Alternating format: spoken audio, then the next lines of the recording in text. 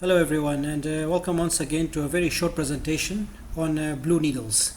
This presentation is following the previous video, the one before this one, which I posted a couple of weeks ago regarding navigation using blue needles, how to intercept radials, how to comply with SIDs. If you can go and look at that video first, you might appreciate why I'm trying to put this little one in, just to show you something which I may have not emphasized in the previous one, but it's a very simple thing. So what I want to do in this presentation is to show you how do you bring about that light blue NavAid icon corresponding to these blue needles when you are navigating in raw data.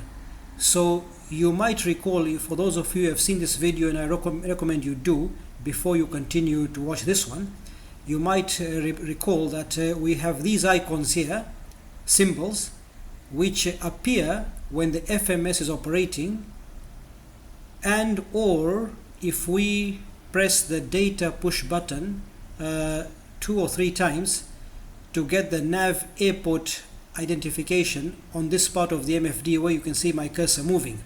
And then you're going to get a whole load of these icons, these symbols, depending on how many facilities they are near your flight path or near your aerodrome.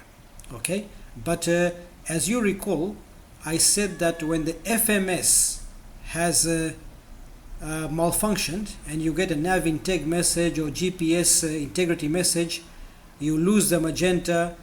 It means that you do not follow these icons. These ones, you don't follow them. You don't follow them to set your heading over them to go ahead and do an approach. Let's say a full let-down procedure, be it VOR or ILS.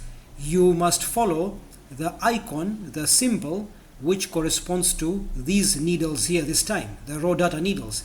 And to see that symbol coming, you have to switch off this mode, the nav airport mode, okay, by pushing the data. So I'm going to do that right now on this EFIS control panel in this aircraft, and you will see how this Kilo Victor VOR, where it is right now, based on the FMS position and the like, how it turns into a light blue NavAid symbol, which you can then navigate to homing in or the like to do any procedure. So let's go ahead and see that.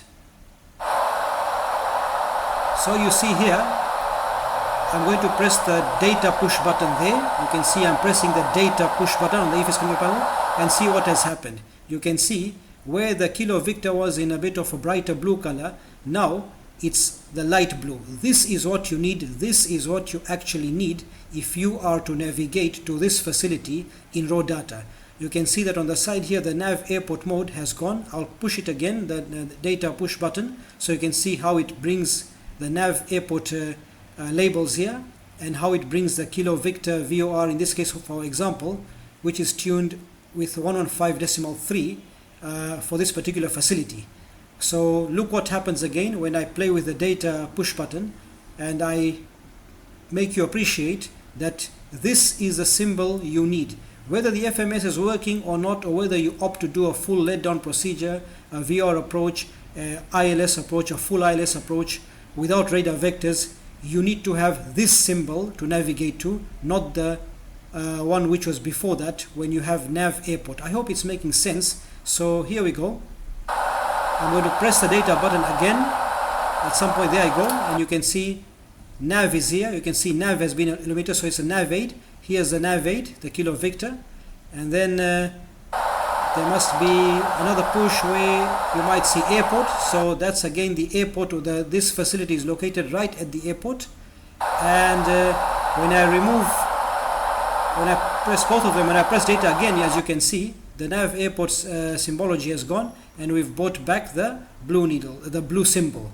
So make sure, I'm saying it once more, if you will be navigating to your facility using blue needles, you must actually have this facility, all right, not any other facility, other symbol rather. It should be this symbol. Okay, I hope that makes sense.